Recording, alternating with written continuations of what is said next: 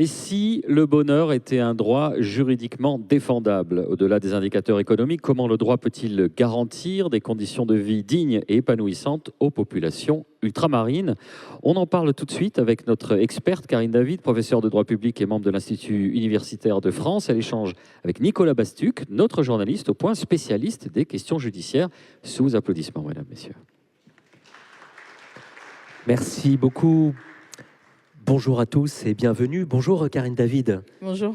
J'avoue que quand on m'a proposé ce thème, je me suis jeté dessus. Le droit au bonheur, c'est pas tous les jours qu'on l'invoque et qu'on le proclame. Et je me suis dit, mais existe-t-il vraiment, vous êtes sérieuse, un droit au bonheur? Où est-ce qu'on trouve ça dans les sources juridiques? Alors, dans les sources juridiques, ne serait-ce qu'en France, on le trouve dans la Déclaration des droits de l'homme de 1789, mais on le retrouve aussi dans des constitutions étrangères, dans des textes internationaux. Il y a une résolution de l'ONU de 2012 sur le droit au bonheur. J'ai entamé mes recherches sur le droit au bonheur il y a maintenant 7-8 ans. Et en réalité, c'était finalement d'essayer de trouver la place de la recherche du bonheur en fait dans le droit. Et effectivement, est-ce que c'était quelque chose qui était central ou pas, puisque le préambule de la déclaration de 1789 explique bien que finalement, le but de l'organisation de toute société en État, c'est finalement de rechercher le bonheur de la société, le bonheur de tous.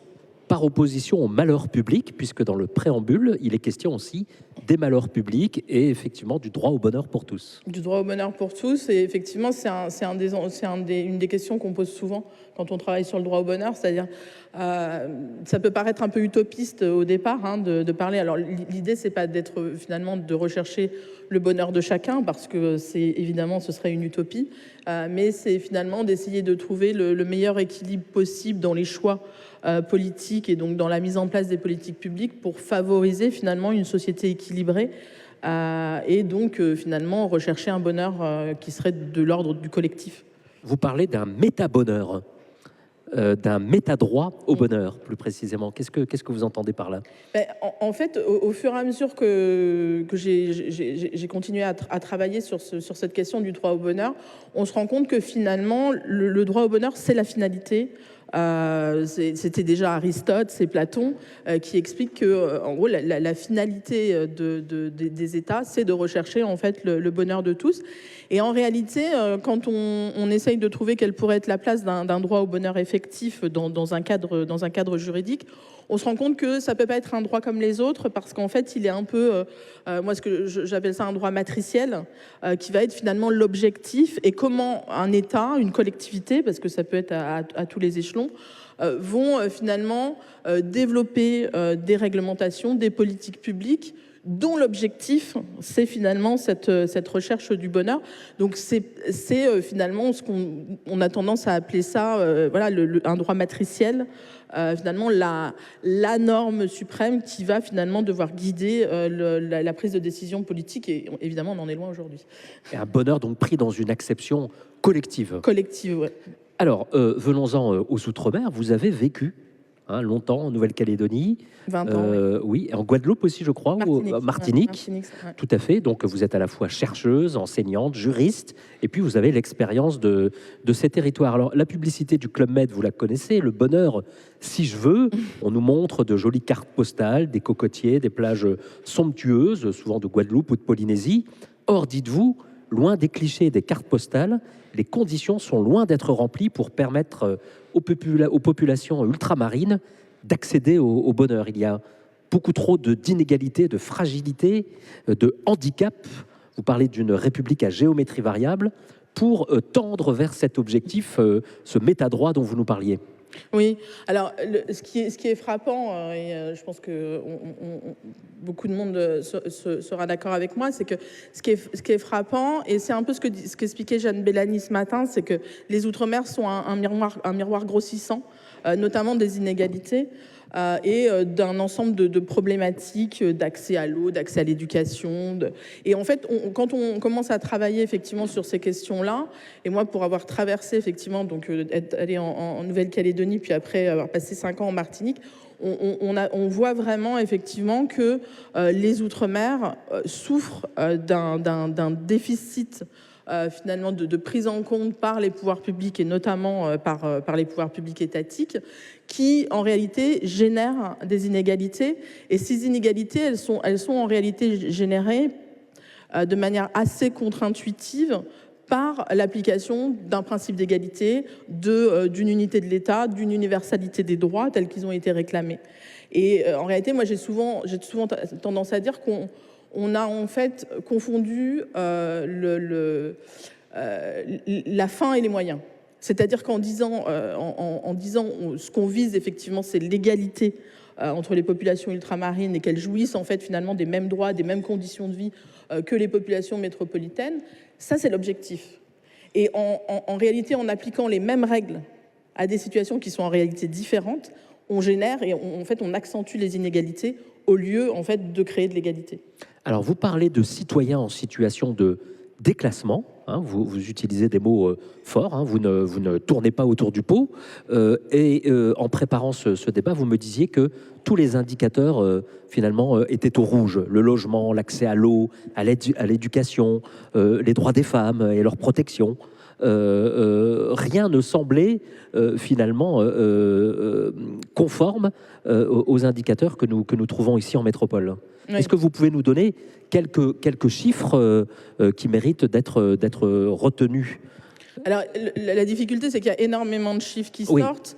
Si vous deviez en retenir 5, qu'est-ce qui vous frappe? Alors, je crois qu'il y a par exemple un des derniers rapports de l'INSEE. Alors, en termes de statistiques, ce qu'il faut savoir, c'est qu'on a énormément de statistiques sur les collectivités, donc les DROM, hein, les collectivités de l'article 73, plus difficilement sur les autres collectivités. Mais en gros, par exemple, l'INSEE nous disait il y a 2 ans que le taux de pauvreté dans les Outre-mer était, en fonction des territoires, 5 à 15 fois supérieur à celui, effectivement, de la métropole. On a des taux d'illettrisme et d'illectronisme qui sont effectivement 3 à 4 fois supérieurs à ceux de la métropole. Et en fonction des territoires, hein, ça diverge aussi parce que souvent on sort même Mayotte des statistiques parce que les statistiques, les chiffres à Mayotte sont assez affolants également. Oui. Et on a effectivement donc dans tous ces secteurs-là qui sont notamment les violences faites aux femmes, l'accès à un logement décent, on est sur des chiffres où en fait la situation est extrêmement dégradée. Elle peut être 2 à 3, les inégalités peuvent être 2, 3, 4 fois, 5 fois supérieures à celles de l'Hexagone. Et ça, c'est effectivement extrêmement problématique. Et finalement, il faut s'interroger. Moi, mon travail en tant que juriste, c'est de m'interroger sur finalement qu'est-ce qui ne va pas dans les outils qui sont utilisés, dans les outils juridiques qui sont utilisés, qui font qu'on en arrive à cette situation qui ne peut pas s'expliquer par les simples spécificités géographiques et d'éloignement des collectivités. On aurait pu parler du taux de chômage, hein, 34% à Mayotte, par exemple, contre 8 environ ici en métropole, ou la mortalité infantile. Je voudrais qu'on s'arrête quand même sur la situation des enfants. Vous avez fait un très beau papier, Liberté, égalité, fraternité, les Outre-mer en marge de la République sociale. Et vous parlez des enfants et voici ce que vous écrivez. La pauvreté touche 8 enfants sur 10 à Mayotte et 6 sur 10 en Guyane. Elle prive souvent ces mêmes enfants d'accès à la santé, l'éducation, à la protection, à l'eau et l'alimentation. Concrètement, des milliers d'enfants ont faim, ont soif, ne peuvent se laver, ne peuvent aller à l'école. Et cette situation demeure largement méconnue des citoyens français. Alors, je précise qu'en plus, ce passage-là, c'est pas de moi, c'est en fait le rapport de l'UNICEF, un rapport qui est sorti l'année dernière sur grandir dans les Outre-mer. Que vous reprenez dans votre papier. Que je reprends dans mon papier, parce qu'il est assez effrayant. En fait, quand on lit effectivement ce rapport de l'UNICEF, donc vraiment c'est grandir dans les Outre-mer, et ils prennent en fait tous les aspects finalement des inégalités dans les Outre-mer et comment ça impacte finalement les enfants et les adolescents. Et on se rend compte qu'effectivement, dès le plus jeune âge, vous avez en fait des chiffres qui sont très affolants. Et moi, en fait, ce qui me touche et ce qui me marque, et la raison du fait que je travaille sur ces questions-là, c'est que on n'a pas l'impression que ce sont des chiffres qui sont dignes de la France, en fait. Et en plus, ce sont des chiffres qui seraient pas tolérables en France. C'est-à-dire, quand on vous dit vous avez 80% des enfants qui vivent en dessous du seuil de pauvreté, on tolérerait pas ça au niveau de l'Hexagone. Et donc, en réalité, c'est vraiment, moi, mon travail, c'est de partir de ces constats-là, parce que ce sont des constats, et finalement d'essayer de réfléchir à comment on peut faire changer les choses. Alors, on va prendre peut-être territoire par territoire très rapidement. On va parler de Mayotte, puisqu'effectivement, on a beaucoup parlé de Mayotte dans l'actualité, avec des taux de pauvreté affolants. Et vous nous dites, quand on va à Mayotte et qu'on découvre un peu certaines situations, on n'a pas l'impression d'être en France. On n'a pas l'impression d'être en France. Ça, c'est une formule qui frappe. Oui, et je crois qu'il y a quand même... alors, Mayotte, c'est très accentué, mais il y a d'autres endroits. Et c'est surtout que, en réalité, je crois que... Et ça rejoint un peu ce qui a été dit un peu ce matin.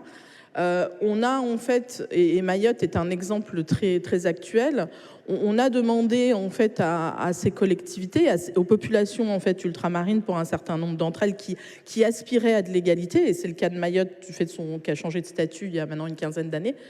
On a demandé en fait pour pouvoir jouir de l'égalité, de renoncer en fait à ces spécificités, notamment culturelles, identitaires. Et ce qui se passe à Mayotte aujourd'hui est assez édifiant de ce point de vue-là, parce qu'en fait, Mayotte a eu une aspiration, la population mahoraise a une aspiration à de l'égalité, à demander effectivement à basculer dans un statut départemental. Collectivité départementale. Alors aujourd'hui, c'est département-région, ça vient de changer. Et on voit bien sur le tâtonnement, effectivement, qu'il y a des difficultés et qui, finalement, c'est des tâtonnements qui ne règlent pas grand-chose. Mais à Mayotte, il y a eu effectivement cette aspiration à un traitement égal. Et pour autant, en fait, pour que, en gros, on va dire le deal qui a été passé, entre guillemets, entre l'État et la collectivité, ça a été de dire, si vous voulez jouir de l'égalité, vous devez renoncer à vos spécificités culturelles. Et là, vous pourrez, en fait, effectivement, bénéficier des mêmes minima sociaux qu'ailleurs, parce qu'il faut savoir qu'à Mayotte, il n'y a pas les mêmes minima sociaux qu'ailleurs. Alors justement, j'avais une question là-dessus. Ouais. Effectivement, à Mayotte, le RSA, c'est 50%, du montant en France. Même le SMIC est inférieur. Alors, pourquoi cette discrimination, cette inégalité qu'on ne retrouve pas d'ailleurs dans les autres territoires ultramarins? Pourquoi 50% alors que partout ailleurs, c'est 100%? Comment ça se justifie? Et qu'est-ce que vous dites en tant que juriste?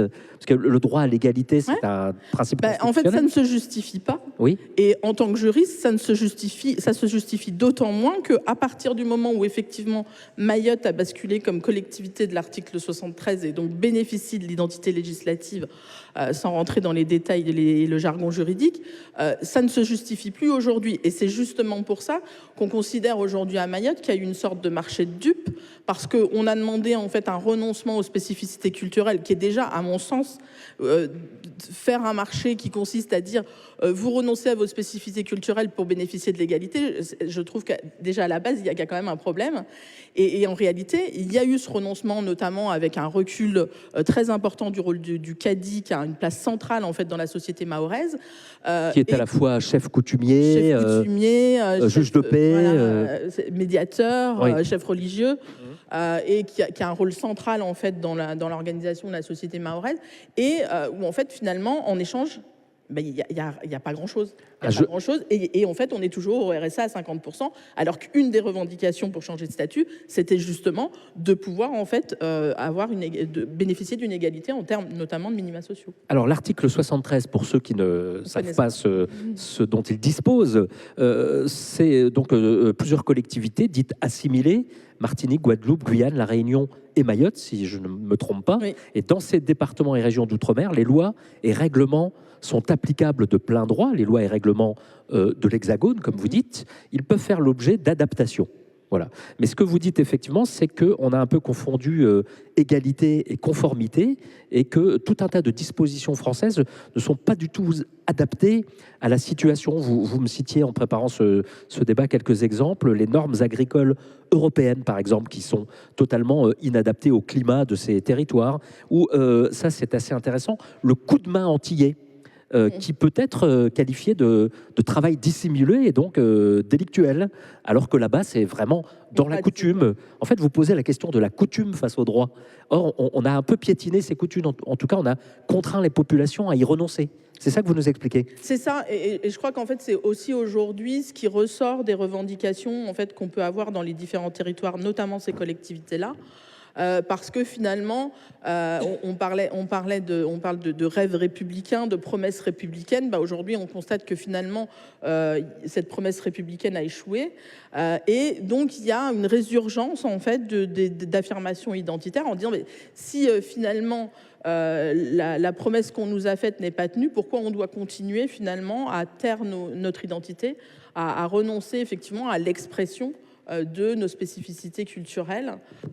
Et donc, on a cette résurgence aujourd'hui, cette revendication qui, dans beaucoup de territoires, en fait, est réaffirmée face finalement à l'échec de l'action de l'État en fait dans ces collectivités ultramarines, parce qu'on constate en fait qu'il y a effectivement de plus en plus un désintérêt de l'État pour ces collectivités. On parle aujourd'hui de réflexe outre-mer. Moi, rien que ça me choque en fait. Alors non seulement on n'a pas le réflexe outre-mer, mais on parlait il y a 10 ans de culture ultramarine. On est passé de la culture au réflexe, et même ce réflexe-là... Il est intermittent. Vous dites un réflexe intermittent, et vous dites que l'État semble être davantage embarrassé qu'intéressé par ces territoires lointains et de plus en plus relégués. Embarrassé plus qu'intéressé, comme une espèce de caillou dans la chaussure, sans en voir aussi tous les atouts et toutes les richesses. Oui, la plupart. Et ça vous navre, hein? Oui, mais alors la plupart du temps, effectivement, on se tourne pas vers les outre-mer pour voir en fait les atouts qu'ils ont, mais plutôt effectivement avec une connotation négative vue de l'Hexagone. Comme un poids. Comme un poids, alors qu'en réalité, quand on s'intéresse aux Outre-mer, et on a eu plein d'exemples aujourd'hui, et on pourrait en citer plein, il y a énormément d'initiatives extrêmement intéressantes, de dynamisme qui finalement n'est pas mis en avant, et où en fait l'État va s'intéresser aux Outre-mer, finalement pour des raisons, je pense à la Nouvelle-Calédonie notamment, pour des raisons géostratégiques par exemple, mais jamais effectivement d'un point de vue, on va dire, désintéressé. Et il y a une relation entre, qui est dénoncée par tous les élus aujourd'hui, hein, une relation entre les autorités étatiques et les collectivités ultramarines qui est extrêmement paternaliste, condescendante, et qui génère énormément de frustration et parmi les élus et parmi la population. On a envie de dire Aimé Césaire revient. Ils sont devenus indifférents. Oui. Oui, il y a vraiment, et la demande d'autonomie qui émane d'un certain nombre d'élus, de collectivités aujourd'hui, elle répond en fait à ce désintérêt-là en disant si vous vous intéressez pas à nous et que vous nous donnez pas les moyens de nous développer, de nous en sortir, donnez-nous de l'autonomie pour qu'on finalement on prenne en main notre propre destinée et qu'on puisse construire notre propre développement. Un mot, on aurait pu consacrer toute une journée à la Nouvelle-Calédonie. Vous y avez vécu, ça ne va pas du tout là-bas. On joue avec le feu, dites-vous. Les émeutes étaient prévisibles, le gouvernement avait été largement alerté. Que se passe-t-il là-bas? On est loin des accords de Nouméa, de Jean-Marie Djibaou et de Lafleur. Le torchon brûle aujourd'hui et la situation est explosive. Oui, la situation est explosive et en fait, ce qu'on constate, pour faire très rapide sur la Nouvelle-Calédonie, c'est que depuis 2021 et l'organisation du troisième et dernier référendum qui a été finalement, qui s'est déroulé en l'absence du mouvement indépendantiste qui a décidé de ne pas y participer, on a effectivement une action de l'État qui est sortie en fait de son rôle d'arbitre dans lequel il était depuis, on va dire effectivement les accords de Matignon-Oudinot en 1988. Et ça a en fait complètement déséquilibré le processus qui avait été mis en place depuis les années 80. Et aujourd'hui, effectivement, on est sur une posture qui est assez inquiétante avec un blocage, une radicalisation des négociateurs d'un côté comme de l'autre. C'est-à-dire qu'on a au milieu un certain nombre de partis qui sont plutôt tempérés, mais on a de part et d'autre, effectivement, une radicalisation des acteurs qui ne se parlent pas, qui n'arrivent pas à se parler, qui ne s'entendent pas, qui ne se reconnaissent pas, on pourrait presque dire qu'ils ne se respectent pas. Et quand on jette un regard sur ce qui a pu se passer dans le processus calédonien, eh bien, c'est que lorsqu'il y a un respect mutuel et une écoute mutuelle qu'il peut y avoir consensus. Aujourd'hui, effectivement, il y a un accord qui est acté sans le FLNKS, qui est quand même un acteur majeur du dispositif, qui a refusé de participer aux négociations. Donc, on ne peut pas non plus jeter le tort sur l'un ou sur l'autre. Mais on a, en tout cas, ce qu'on constate, c'est qu'on a a un dialogue qui est complètement bloqué et une situation qui est mise sur la table par l'État qui n'est absolument pas viable. C'est-à-dire qu'on sait très bien, alors d'une part, la difficulté qu'il va y avoir à faire passer la loi constitutionnelle, en tout cas au vu des engagements des partis politiques, notamment à l'Assemblée nationale, et puis surtout, quand bien même la réforme passerait, comment on peut se projeter dans l'avenir en Nouvelle-Calédonie dans un accord sans le FLNKS. Et ça, en fait, à très court terme, c'est évidemment une situation qui ne peut pas aboutir à quelque chose de positif et de pérenne. On va prendre une question dans la salle. J'ai une dernière question à vous poser. J'en aurais 1000, chère Madame David, mais le temps nous est compté. On aurait pu aussi intituler ce débat « La possibilité d'une île », comme disait Houellebecq, le droit au bonheur. Que feriez-vous si demain, vous étiez nommé ministre du Bonheur? Que feriez-vous pour ces territoires? Dieu m'en préserve.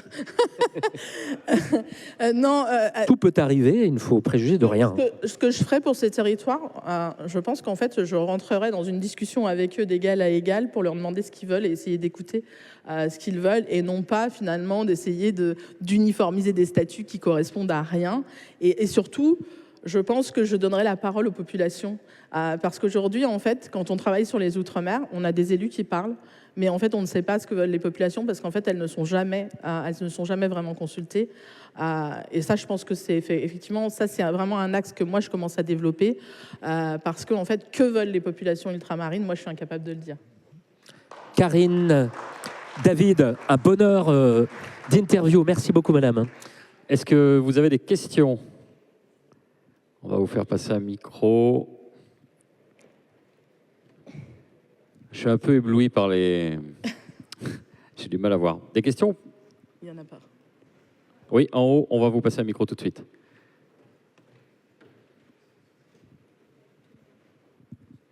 C'est difficile. Oui, bonsoir. Merci pour cette brillante intervention sur cette situation bonheur. Mais ça me fait penser maintenant à une situation réelle que vit certaines catégories de la population, notamment des gens qui sont des militants, qui soient syndicalistes, associatifs ou autres, qui se battent depuis des années au quotidien pour pouvoir dénoncer les injustices ou essayer de les faire cesser.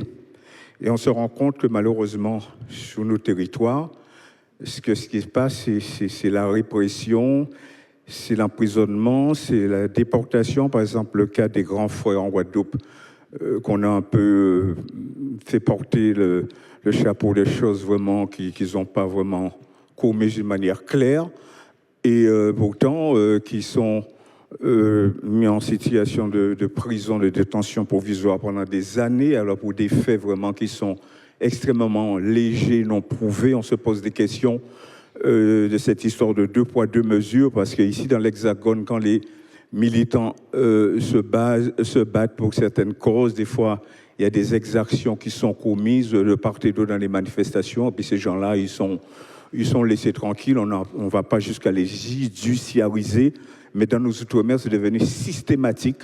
On casse la tête des syndicalistes, que ce soit en Guadeloupe, en Martinique, partout. C'est ce qui dénonce le chlordécone, c'est qui dénonce les injustices, les abus sociaux, pas mal de choses anormales qui se passent dans nos pays. Eh bien, on les fait passer pour des malfroids, des fois même des terroristes, quoi. On voit la différence de traitement entre là-bas et ici, quand il y a des tensions ou des problèmes sociaux qui se présentent. Oui, donc c'est pour ça qu'on se dit, est-ce qu'on est des Français entièrement à part ou des Français à part entière? Merci. Merci pour votre question. La répression des mouvements sociaux. En fait, la difficulté, je suis assez d'accord avec l'analyse qui nous est présentée. Et surtout, la difficulté, c'est que l'État est toujours dans un rapport de force avec les collectivités. Et quand, effectivement, on regarde les différents mouvements sociaux qu'on a pu avoir, que ce soit en Guyane, aux Antilles ou qu'on peut avoir dans les différents territoires, ils sont effectivement le plus souvent réprimés de manière extrêmement violente, avec un renfort, effectivement, notamment d'intervention de forces de police, où effectivement la répression n'est pas la même, et surtout la réponse qui est faite généralement est institutionnelle. institutionnel, c'est-à-dire qu'on va vous répondre, ah bah vous voulez de l'autonomie, plutôt qu'en fait de prendre à la racine ce qui est revendiqué et les problèmes sociaux qui sont dénoncés. Et donc c'est ce qu'on appelle nous le réflexe institutionnel, c'est que à une revendication sociale ou à une revendication culturelle, on va avoir une réponse institutionnelle, alors qui vient généralement sur le coup et qui n'est jamais en fait traduite dans les termes, dans des termes juridiques au final. Donc la réponse est complètement inadaptée et on n'attaque jamais effectivement les problèmes à leurs racines et notamment la question effectivement des inégalités. Merci en tout cas pour ce témoignage. Vous le savez, le temps est compté. On vous remercie vraiment pour votre participation. Merci beaucoup Karine David, on vous applaudit. Et on se retrouve dans quelques instants. On va découvrir comment la France défend sa souveraineté grâce aux Outre-mer. À tout de suite.